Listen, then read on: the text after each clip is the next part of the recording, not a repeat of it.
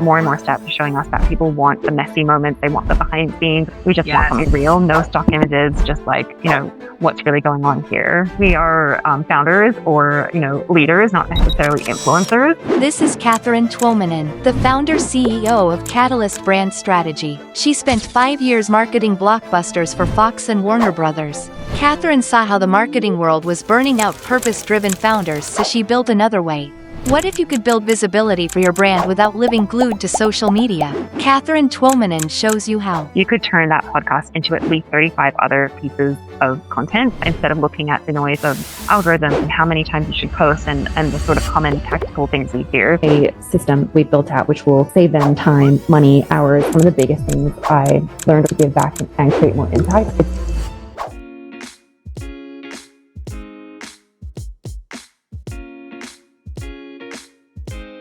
Welcome to the Purpose Profit Shift, where real stories about bold shifts illuminate how we can create a new economy. I'm your host, Rachel Green, social entrepreneur, activist, and founder of EJ Consortium, a finance consulting firm designed to help purposeful businesses change the world. Today, I'm joined by Katherine Tuominen, founder and CEO of Catalyst Brand Strategy. Katherine spent 5 years in Hollywood marketing blockbusters for studios like Fox and Warner Brothers, and then walked away. She traded red carpets for real impact, building a boutique agency that helps purpose-driven wellness brands earn visibility through ethical marketing and evidence-led storytelling. She's been featured in Forbes, delivers a keynote called Ethical Marketing is Not an Oxymoron, and is a 1% for the Planet partner. Katherine, welcome to the Purpose Profit Shift. Thank you so much for having me, Rachel. It's an absolute pleasure. I'm really excited to dive into all the incredible topics we can discuss today. Yes. So as we jump into it, I've had the privilege of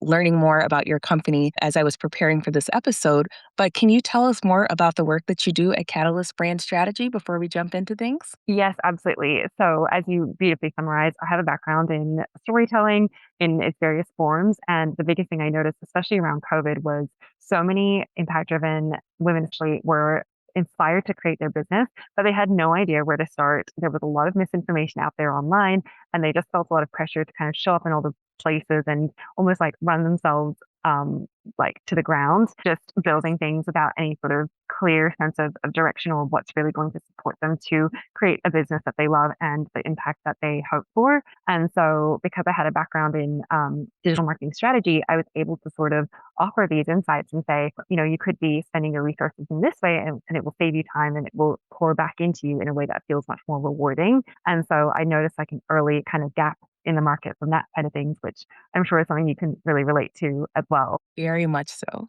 Yes, that was one of the things that I really loved is that, and I know we're going to talk about, we'll definitely dig into this today, about how to show up for yourself without running yourself ragged, because that was one of the things that when I think of putting my business out there that I absolutely dreaded the most of, oh, I have to get online and like perform to keep my business visible. And I didn't Yeah. do that at all. No, exactly. And I often say, we are founders or, leaders, not necessarily influencers. And there is a Right. distinction.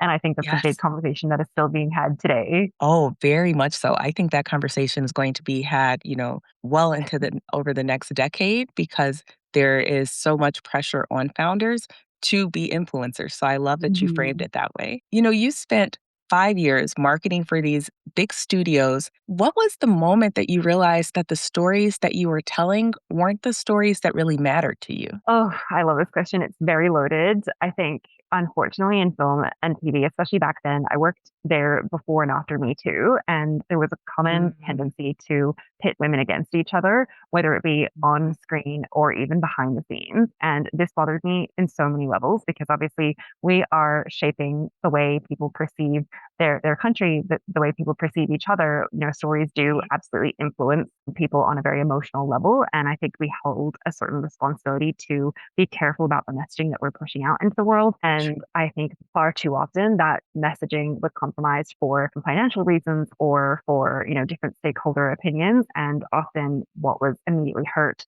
were the true bonds and I guess community that could be formed if we were advocating for each other and truly supporting each other in that way. And I just had to kind of say enough's enough and walk away and prioritize my well-being, but also really look at, what does impact mean for me and how can we truly raise each other up in a way that is supportive in the long term without creating these sort of false narratives around scarcity or, women having to fight each other to the top and all the things we often hear in the corporate space. I absolutely love that it's this manufactured crab in the barrel type mentality that doesn't serve anyone except the people in power well. So, being in the midst of that space, what made you take the leap to actually start Catalyst? And what did people around you say? Because I know from the outside looking in, it probably seemed like you'd made it because these are some of the biggest studios in the world.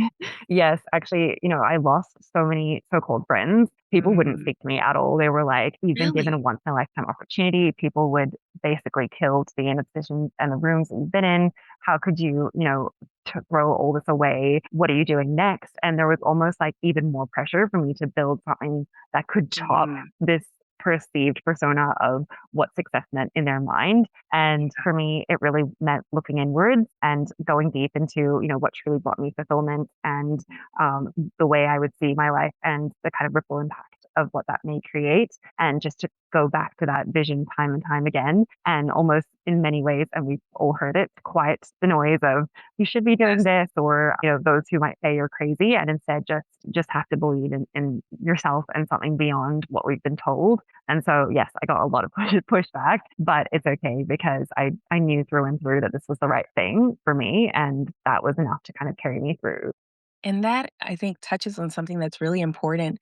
I read an article recently where a founder was saying that she kept KPIs that, of course, her financial KPIs, but she also had her impact and kind of values alignment KPIs because she Hmm. found that some months, and from some people's perspectives, there might not be value in certain things that she did. But when she aligned them with her own, kind of scorecard of what mattered to her, then she was able to make sure that she was doing things that were really, truly in alignment with where she wanted to go and that she was significantly more fulfilled when she looked at her own scorecard versus the one, where people have these big flashy things and they think that that's what Right. we all should care about. So yeah, I love that. And we hear so many times where someone might get the accolade or the award and the sort of title and the prestige, but then deeply they're unhappy or it's not necessarily the path that they had truly hoped themselves, even if it looks good on paper. And so being able to check in with ourselves and almost like note what we truly value is a huge step in terms of making sure that we're heading in the direction that feels most closely aligned. And on that, actually, your listeners may find this helpful, but something that I used a lot back then was I went back to Brene Brown's work. I think it was her leadership book, and it has a Mhm. whole two-page on values. And she does this exercise where she lists all the kind of common values. I think there's maybe like 50 or 100, and then you need to select your top three. And then once you've selected your top three, she asks you to select just one. And so when I was looking at, what kind of purpose-driven business do I want to create, and what are my core values, and how do those two things correlate, I would go back to this exercise and go back to my kind of like three core values and make sure I'm Mhm. constantly working towards that in some capacity. I absolutely love that. We actually, one of the things that we have our clients do is we have a business strategy course. And some people think, like, why would a finance firm do that? But because we want, and part of the business strategy, it actually starts with personal values. So we have them Mhm. go through a similar values exercise before they actually touch on the finance stuff and before they touch on the business strategy, before we touch on the operations, because I think that it is critical for people to take that time in the midst of their crazy schedules to get grounded in what matters to them so that we can build a business that's reflective of that instead of waking up and realizing, hey, wait a minute, this is not Right. what I meant. This was not what I set out to create. That's so beautiful. It sounds like incredible work. And likewise, I know just before you were sharing that when you quit your corporate job, many people said you were crazy and the like. And Mhm. yeah, I'd love to hear if you received any pushback and how you also managed that. Yeah, it was, it's funny because in college, And even before college, in high school, I was singularly focused. There was this one Big Four accounting firm, and I was fixated on working there. And I went to the career fair as a freshman when everyone told me that they don't hire freshmen. And I got an internship and I, did all the things. And people would even nickname me the acronym for this firm, Rachel, because they were so sure that that's like where I was going to go and like spend my career. And so to Mhm. go from that to pivoting and walking away from, a firm of that caliber, there were a lot of people that said this job is safe. You have amazing benefits. Like it is these are the best of these firms, like in the entire world. You have opportunities Mhm. here that you're never going to have anywhere else. And they're like, you're going to leave it to do what? And even the firm, I got some ridicule from like some of the partners and my colleagues. When I first started my other business, I remember there was a day that I was on the front page of the business section of the Chicago Tribune.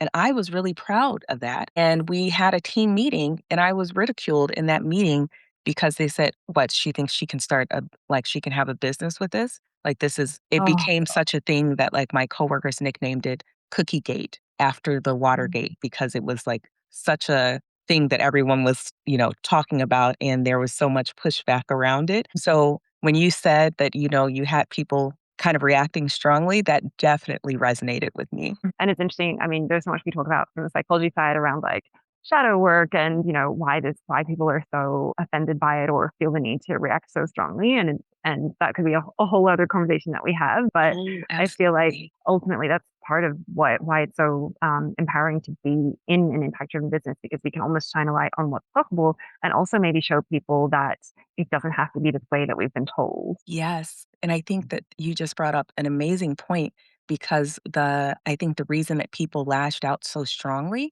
is because their sense of self was so tied to that job. And at Yes. one point mine was as well that they Mhm. kind of feel if she can walk away from it, then what does that mean for me? Because they are Right. telling themselves that they have to stay there, even if they may be deeply unhappy in the work that they're doing. And so again, it's a crabs in the barrel mentality. We all have to stay here because if anyone leaves and they find happiness outside of that, what does it say about me and my decision to stay when I know I'm Right. also unhappy? Completely. Very true.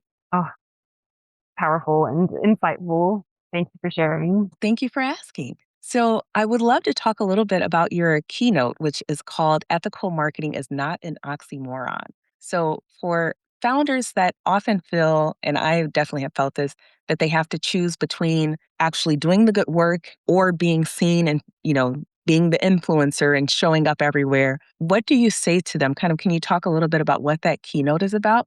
Yes, that's fair. So it goes back to what I was saying earlier around we're almost off to be influencers instead of founders, and there's a lot of pressure to build in public, as it's called in more of the tech Mhm. spaces. And I think that are pros and cons to both. And one of the things you have to look at when you're assessing, is this worthwhile, is whether you want the face of the company to be attached with your face, or if you would actually whether you're planning an exit plan in the future, or whether you would like it to be more focused on the community that you've built or even the team that you've shaped. So, when this obviously depends on what that person's vision is for their brand, but sometimes it doesn't make sense to necessarily closely attach your face to the brand in a way if you're planning on stepping away in some capacity, or if it's more of a lifestyle business where you actually want to be able to live your life around and outside of that space.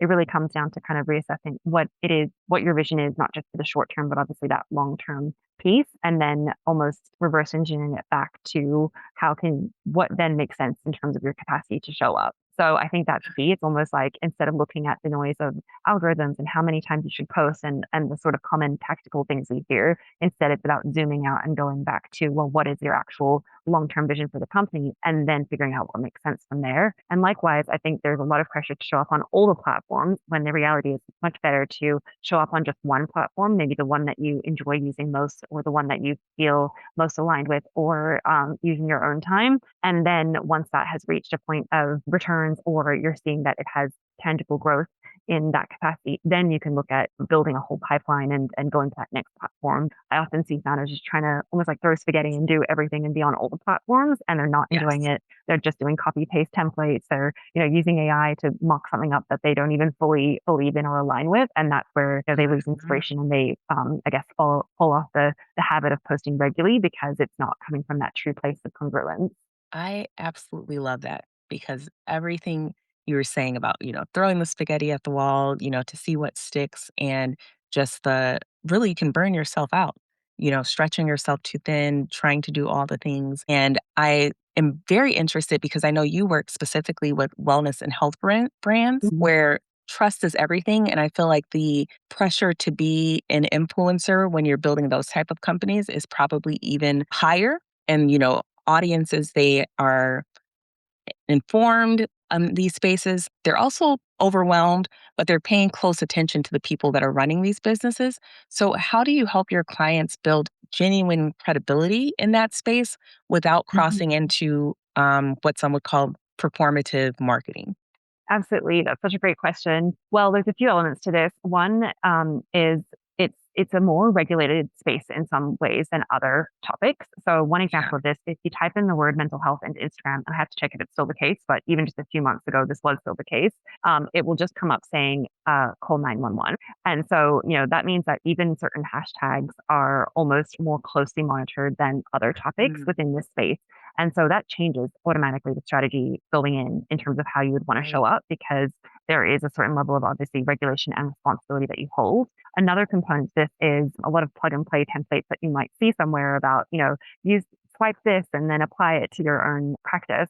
It just doesn't apply because within these spaces, you're obviously holding a license, and that means that you're not allowed to just throw up a testimonial if that client is under client confidentiality, or you're not allowed to sort of just say something that you have a hunch about. There needs to be some sort of scientific backing, or you could indeed risk losing your license. So we have an extra layer of, we as a marketer have an extra layer of responsibility to really make sure that we're sharing the right kinds of messaging that will obviously uphold your brand integrity and also keep your license intact. And so I think that's a big reason I would say, first and foremost, please don't use any kind of plug and play templates. They just don't work. Everyone is kind of in tune to the fact that they've seen this before. It feels forced or algorithmic or just not authentic. So that's my kind of top obvious advice.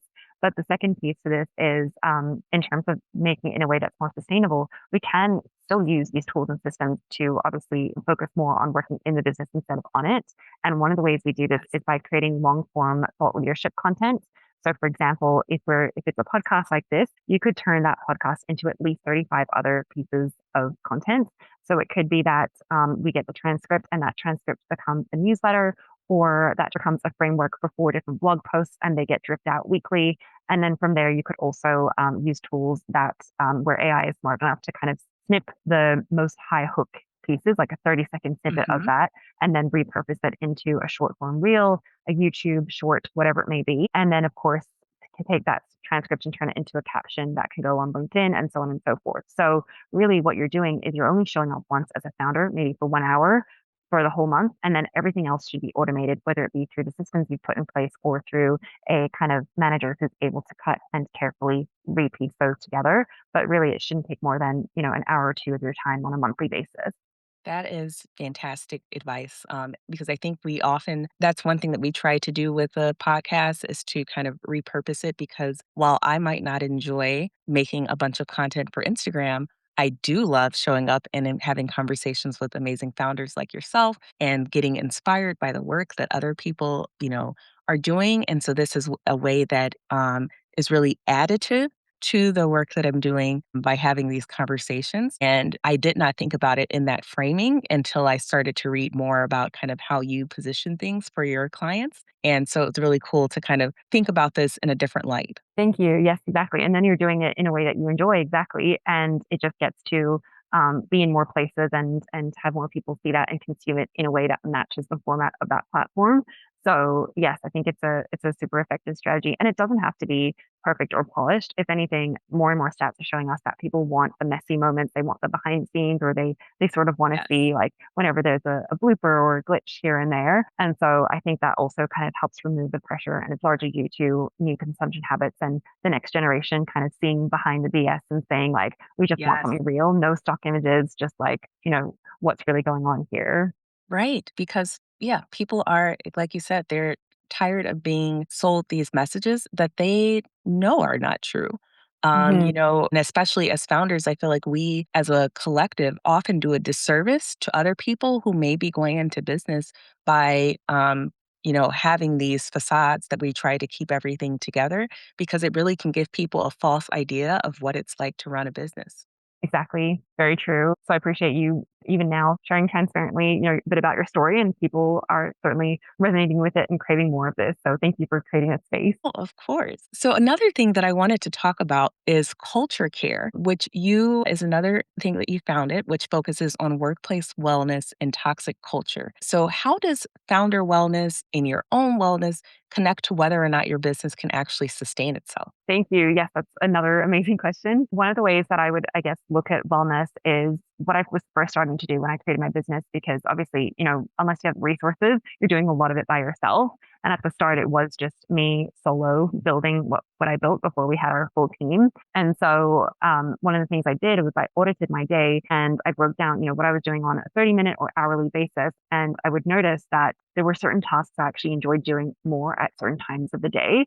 So, for example, I've noticed that I love doing organization or administration or anything analytical, like analyzing reports and kind of planning that big picture vision in the mornings when my mind is fresh, I've had a coffee and I'm ready to start the day. And then in the afternoons, I noticed that was my favorite time to do like podcasts, meeting people, stations, grabbing a coffee, the errands.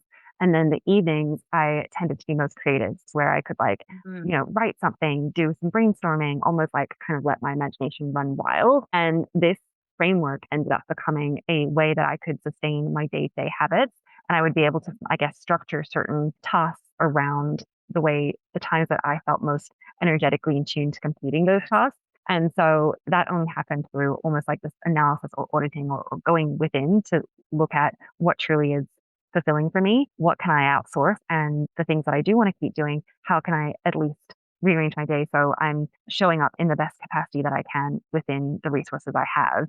So that's definitely something I would recommend if someone's finding, you're losing inspiration or you're like, oh, I don't know, I don't want to do this today. Maybe just look at, well, how can you rearrange your days on a more day-to-day habitual level to be more supportive of your energetic needs? I absolutely love that because I'm actually really big on using tools that have biometrics in them that help me get insight onto like what my capacity is for something at any given time. And so I can kind of see the peaks and rises in my energy levels and I can save tackling those like really intense tasks for times when I'm optimally positioned to work on them. But I don't hear a lot of people talk about it. So I think that's fascinating that you also do the same. Thank you. Yes. I mean, I feel like we have so much in common. That's one of my favorite parts about the podcast is that I Yes. just find these commonalities with people that you would never expect because we don't get the chance to just, meet other founders and connect that often. Exactly, and I love the fact that you're adding some, the biometric elements in it, because I think it's, there is so much progress heading in that direction, whether it be in longevity or, biotech and otherwise. And for those who might be a bit hesitant to sort of surrender their personal metrics and data to these tech platforms, you can still do it in an analog way. So Mhm. either way, there are systems to support you. It just shows that there's options for no matter where someone's at. Oh, 100%. So, next, I wanted to talk a little bit about the money side because this is where a lot of, especially purpose driven founders, tend to get quiet. So, you run a boutique agency, you're a 1% for the planet partner, which means that you actually donate a percentage of your proceeds to environmental causes. You offer scholarships through your Catalyst for Change initiative, which I actually want to talk about that more in a moment because I love that. So there's a lot of giving that's built into your model. How do you make the numbers work while still showing up with that intention in that framework? Absolutely. So, one of the things I learned very early on is obviously your time is the most precious asset that you have. And so, when we talk about what makes your numbers work, really a lot of what we've built are things that don't require my face to face time. So whether it be a system we built out, which we can share with someone, which will save them time, money, hours, whatever it may be, or whether it is a kind of like pre-written almost guideline that they can apply or work through themselves. These are systems that really, really do support someone once they are able to implement it. So that's one of the biggest things I learned early on in terms of ways to give back and create more impact. It doesn't always have to be a direct financial exchange in that sense. It can often be a formula you have discovered which will be really, really helpful for someone. And if they apply it in their own capacity, they're able to see that tangible change or shift. I don't know if that quite answers the question, but that's one of the ways we are able to deliver more impact without necessarily compromising our resources. It definitely does. Before I jump into my next question, I actually wanted to talk a little bit. Can you share more about the Catalyst for Change initiative and how you came up with that idea? Yes, thank you. Oh gosh, there's been so much awareness lately around different minority groups and issues, especially in the US. And, it's been an issue for decades, but it still continues to be top of mind for me. I truly believe that as an impact driven founder, we can only create as much impact as the inner work that we're doing for ourselves. And that does require, reading, getting outside of our comfort zone, having hard conversations, and doing all those things. And so I'm constantly mindful of, on weekends or when I do have a spare moment, what can I be learning and absorbing to truly be a more well-rounded and open-minded person that is trying to advocate for the many, many topics and ways that this world needs to be improved. And so that's my long-winded way of saying that Catalyst for Change is open-ended in the sense that whether it could be for someone who is struggling with a disability or has been recently, they're grieving someone that they've loved. There's so many different scenarios where someone may not be able to show up in their full capacity, but they are so heart-centered and they have this huge vision and they really want to see their idea come to life and get the support they need. And so it really is a way for us to be able to offer solutions for those who may be at a point in their life where they just don't have the access that they deserve. And that's a very long-winded way of saying it's meant to give back in a way that I can monitor more closely because what I noticed was a lot of not-for-profits, they sometimes spend more on marketing or other things than actually getting to the cause that they want to be or are supposed to be getting it back to. And so that's why I wanted to create my own cause so I could know for sure this was going into the hands of someone who was going to create great impact if they had the right tools and resources to do so. Yeah, I absolutely love that. And so the initiative, does it provide, is it a separate program or it provides subsidized access to your existing programs? Or how does it work, just in case there's anyone listening who might be interested in it? Yes, that's fair. So the way we do it is we do two intakes per year. One is at the start of the year and then one is mid-year. And it's a simple application where you kind of share a bit more about your journey, your vision, and what you're trying to build, and maybe some barriers that have not enabled you to see that through to fruition. And then we assess each application once they come in and always respond within a 7-day basis.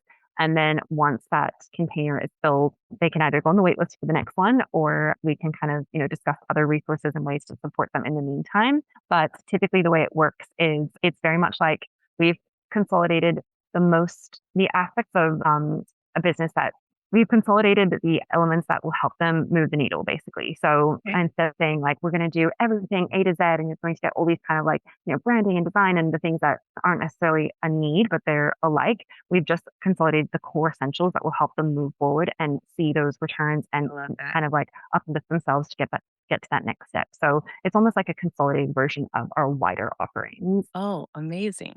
Thank you so much for sharing more about that. And kudos to you for one, taking the time to be informed and to be intentional about, remaining open minded and learning more and thinking about how you can show up for people who have, more barriers that they have to overcome. And then thinking about such a novel way to approach it so that you can actually do impactful work. Thank you. Yes, it's definitely an ongoing work. I think, like many of us, as long as there is change that needs to happen in the world, it's never complete. But every bit that we're contributing to is very meaningful, and I know we're headed in the right direction. Yeah. And I think that that's so important as purpose driven founders that sometimes I think there are people who, I find this most often from people who aren't doing anything, where they have this idea that if you're, not changing the entire thing, not dismantling the entire system, then kind of why would you even try?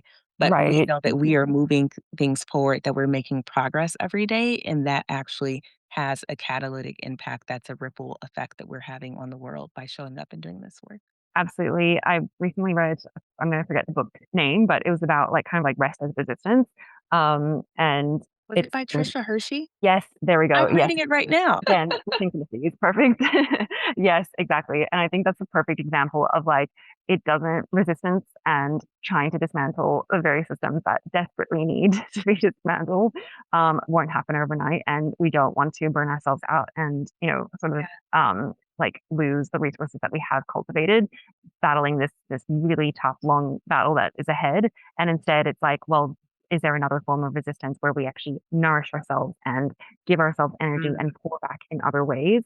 And can that actually be a sustainable way forward? And so I think that's also a really important conversation to be had. And there's similar books. Well, one's called like Pleasure Activism. There's a whole bunch, but I think reading different forms of activism can also be a way of helping impact-driven founders realize you don't have to hustle and grind yourself to the ground. There are other ways to really show up and pour back in.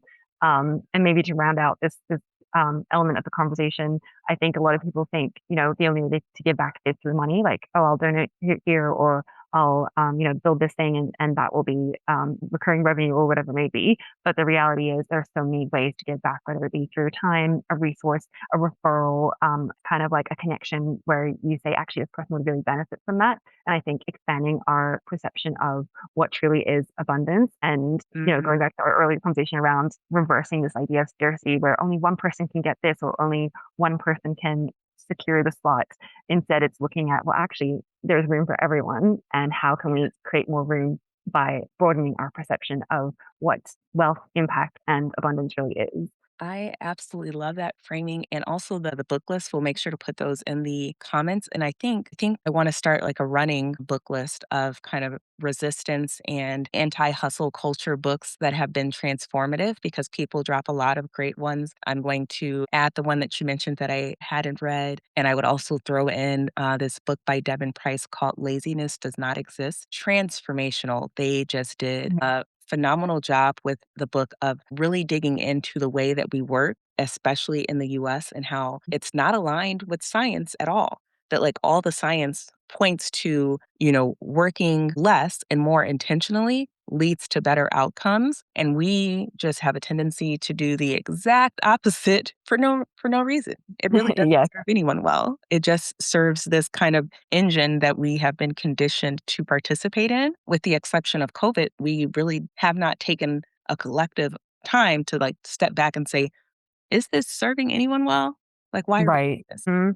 Very, very true. And on that as well, I like the practice of looking at just three things or even just one thing that is going to support you to truly move the business forward each day. And if you only get the 1 to 3 things done that day, then that's enough. We don't have to complete absolutely everything on our to-do list. And sometimes it's actually about doing less and saying no, and that can be more supportive. That is so true. I talk to my clients about that all of the time that, you know, business strategy isn't about just shaping what you say yes to. I would argue in some ways, the more important part of it is shaping what you say no to so that you Hmm. have space to do the things that you have said yes to. Absolutely. Very important. Thank you for sharing. And so I want to go back to something that you said. You were talking about abundance and kind of getting out of the scarcity mindset. And I feel that a lot of founders, they get stuck there, especially when it comes to their finances. And I would say that for a lot of people, that's kind of, they might not think that's their most pressing financial challenge at the moment, but that mindset can be. But for Mhm. you, what would you say is the most kind of financial or financial operations challenge that Catalyst brand strategy is working through right now? Yes, that's a great question. I would say right now, actually, it's a mix between finances and also keeping up to some degree. So for any of us who've been in this space, AI there's just so many elements to this that I'm increasingly mindful of, concerned about, and trying to maintain as top of mind. So I would say this is the biggest thing for us right now. It's figuring out what are the AI systems that we can truly put in place that not only support the business on a financial, but also ensure that we are maintaining the integrity of everything we've spoken about today. And this is because there's so much we don't know about the direction of where AI is heading. Even those who have built it don't know. It creates Yeah. an element of caution. And so I would say that's my biggest concern. And it is tied to finances because they're saying that many marketing businesses that don't adopt AI in a way that is sustainable will end up being defunct in a few years' time because AI can do a lot of what marketers can do. So I think that's the biggest thing. It's almost like future proofing the business in a way that is still aligned with our integrity while adopting some of these new technologies. Yeah, I have a client that is right now focused on the ethical use of AI and how they can roll that out for they're also a service-based business for their other clients, and so I think there's a lot of conversations there, and also, similar conversations going on in the financial world that there are all of these tools, Mhm. and but thinking about where is AI adding the most value, thinking about what the, ramifications are for utilizing AI. So when does it make sense for us to use it? When does it make sense for us to circumvent it? Also the safeguarding the, data integrity Mhm. issues, finding ways that we can create better jobs through the use of these tools instead of using them to replace jobs, I Mhm. think will be one of the biggest challenges that a lot of us will be collectively working on over the next few years. Absolutely, yes. And likewise, I think it's almost a way to encourage people to step into more of that strategic or cross-functional way of thinking, where instead of us solving kind of simple problems like how do I copy and paste this or how do I fine tune that, that could all be used for AI. And instead, I'm hoping that we can use our sort of like collective brain power to solve real world issues that have been ongoing for some time. And so yes, I'm hopeful we can use it in ways that are good, but I think the conversation is still very much ongoing. Yes, it is. And yeah, I may have to have you come back as that conversation evolves because I think it's going to impact both of our work quite a bit in the future. Significantly.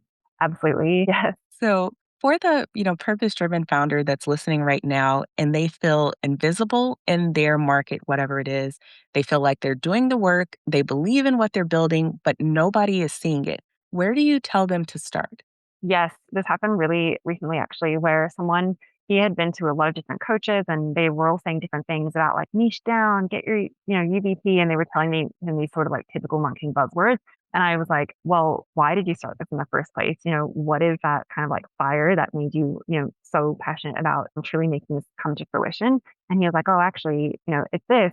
And I was like, where's this piece in the messaging? And he's like, actually, I kind of forgot about that in the mix of all these other frameworks. And so I think it really is going back to the almost that burning fiery, whether it be frustration you had or inspiration or that spark or burst, that passion is what shines through when you show up in content, when you speak about something, or even when you're like designing a program or whatever it may be. And I think you have to keep going back to that place and almost tune out the other stuff because that's what's going to be truly authentic and where others start to relate with you on a deeper level. And likewise, it is often polarizing. It's often saying, hey, what you've been told may not be the full story, or actually, I learned the hard way that this is what's really supportive.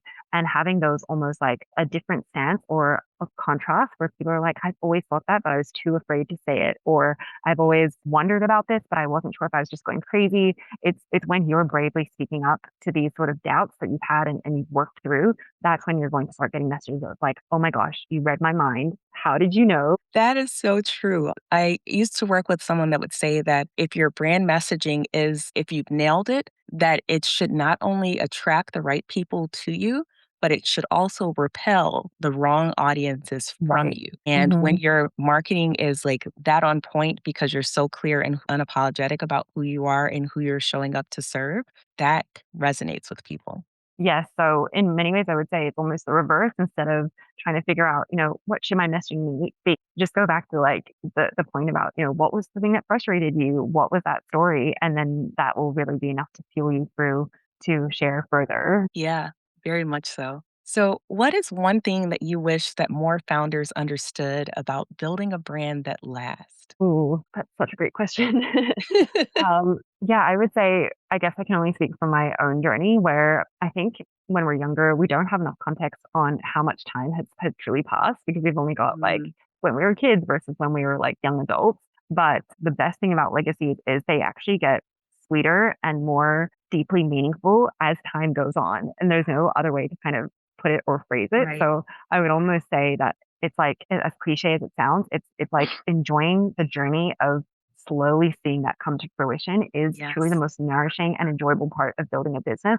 It's never the end destination of whatever that looks like in our mind. It's more about cultivating a business that we actually enjoy on a day-to-day basis and seeing that come to life. And then before we know it, we look back and it's like, I have created a legacy and I actually enjoyed myself in the process. Yeah, that's such a beautiful practice and also does wonders for your mental health when you are focused Mhm. on the beauty and the journey and not just fixated on the end.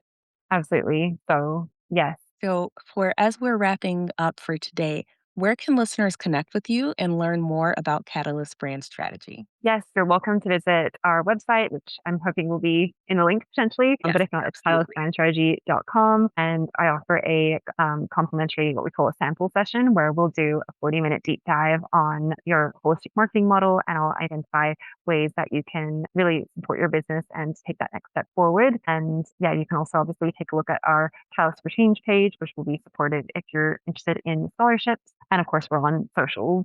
Awesome. And we will make sure that we'll have all the socials and all that good stuff linked in the website linked in the show notes. So, Catherine, thank you so much for being here. I love how you're proving that brands don't have to choose between credibility and visibility. And I really just can't get enough of this idea that building a marketing ecosystem doesn't have to mean performing online 24/7 and becoming an influencer. And so, if you're listening to this and you want to learn more about Catalyst brand strategy, we will definitely include all the links in the show notes. And if this conversation resonated with you, here's what you can do: subscribe to the Purpose Profit Shift wherever you listen to podcasts. We've got episodes dropping regularly with more visionary founders like Catherine and change makers who are reshaping how business gets done. And if you found value in today's episode, leave us a rating and review. It helps other values driven leaders find us. Until next time, keep leading with intention, scaling responsibly, and building businesses that matter. I'm Rachel Bernier Green, and this is the Purpose Profit Shift.